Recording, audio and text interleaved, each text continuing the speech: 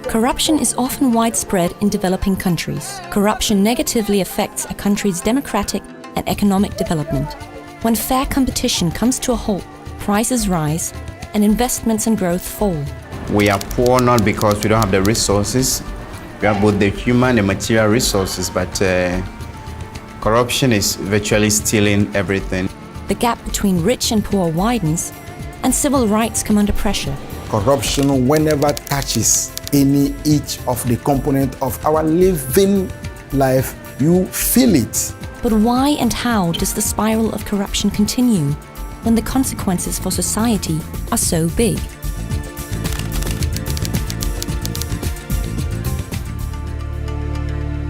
Corruption is culturally and structurally based.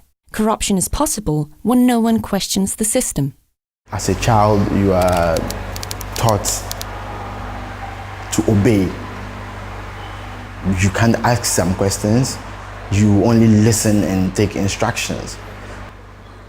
An adult is always right, or somebody above you is always right, or even if somebody knows what is going on, he or she will still keep quiet. I'm like, oh, this doesn't concern me, because that attitude is one of the reasons why we really have a problem in this country. Like many African countries and former colonies, Ghana is a young democracy. Man har en meget stærk loyalitet over for sin egen familie og sin udvidede storfamilie. Og den kan være stærkere end den loyalitet, man føler over for en stat. Man oplever ikke nødvendigvis, at staten er vores allesammens, og det er vigtigt, at vi alle sammen bidrager til, at den kan levere de serviceydelser. Hvis den underforståede kontrakt mellem stat og borgere ikke er der, så agerer folk anderledes i forhold til offentlige midler. Particularly in the emerging democracies, corruption siphons money that is otherwise meant for public goods into private pockets, and the nation suffers the consequences. If a society lacks the structures necessary to hinder corruption, it's particularly easy to gain power and wealth. Transparency is necessary to control the flow of finances in society. Yeah, there's no transparency in our systems. Almost all the contracts have confidentiality clauses, and these are not contracts that are of security nature. They won't compromise national security in a way, but they have confidentiality clauses.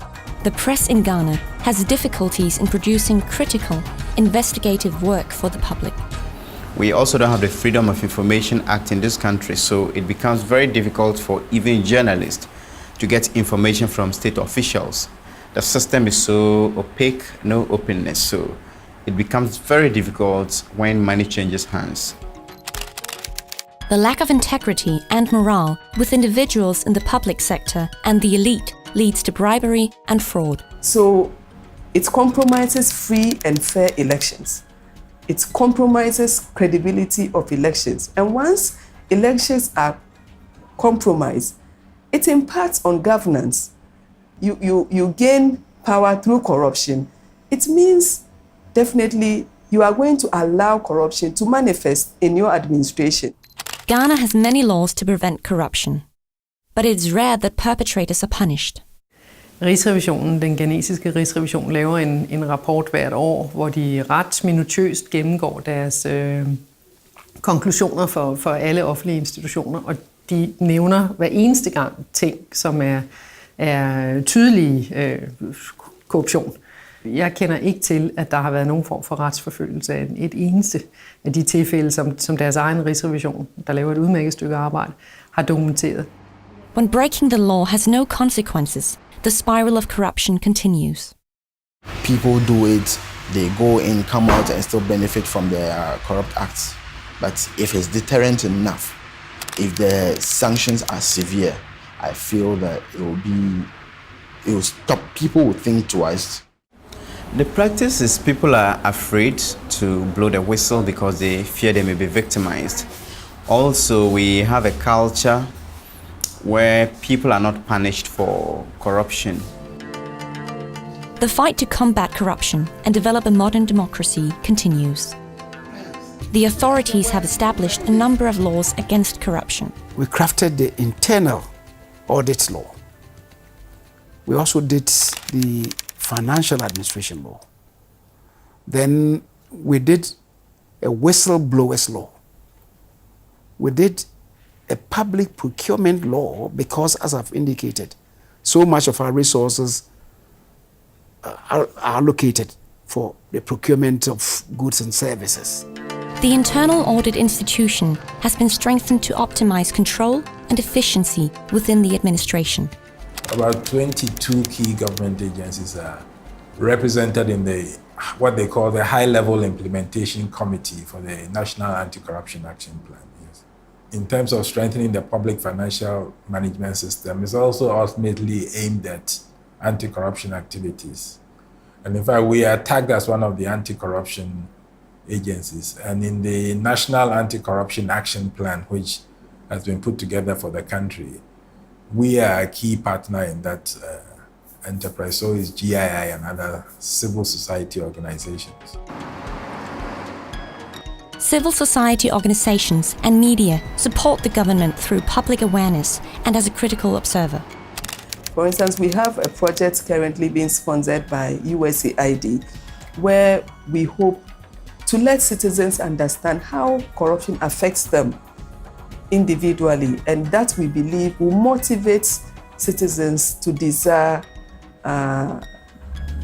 leading the process of demanding accountability at the local level, which could also translate to the national level.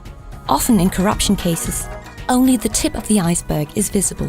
And this was a program that was set up in 2006 to tackle the youth unemployment in the country. So people were finding ways of stealing money into their private accounts.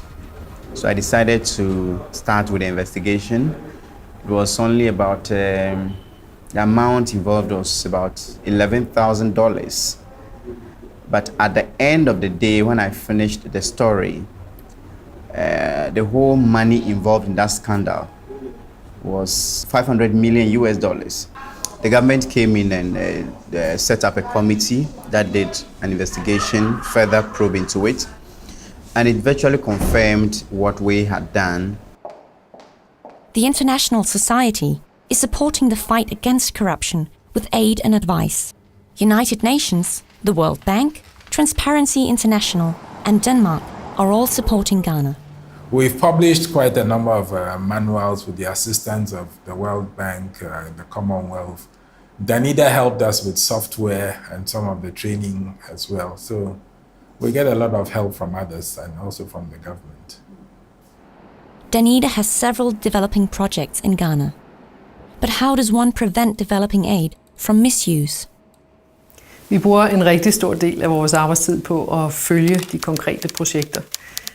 Vi får årlige revisionsrapporter for alt, hvad vi laver. Vi sætter også med jævnlige mellemrum en anden type revision i gang, det vi kalder value for money, hvor vi kigger på, om der er givet de ydelser for pengene, som var aftalt. The fight against corruption gets special attention. Jamen, vi synes, at når vi taler god regeringsførelse i det hele taget, så er det et meget vigtigt element i det, at vi bliver ved at presse på for, at opfattelsen af korruption også ændres. At det ikke er bare sådan noget, man gør, og som er legitimt, men at det er noget, der er skamfuldt og som skal bekæmpes, og at man tager penge fra nogen, typisk fra dem, der har allermindst, og giver til nogen, der har meget. You know, this shouldn't be a battle for any single group, any particular group. We all need to stand against corruption to make sure that the redistribution of all what we are having as a national asset should be well distributed and benefit all the people.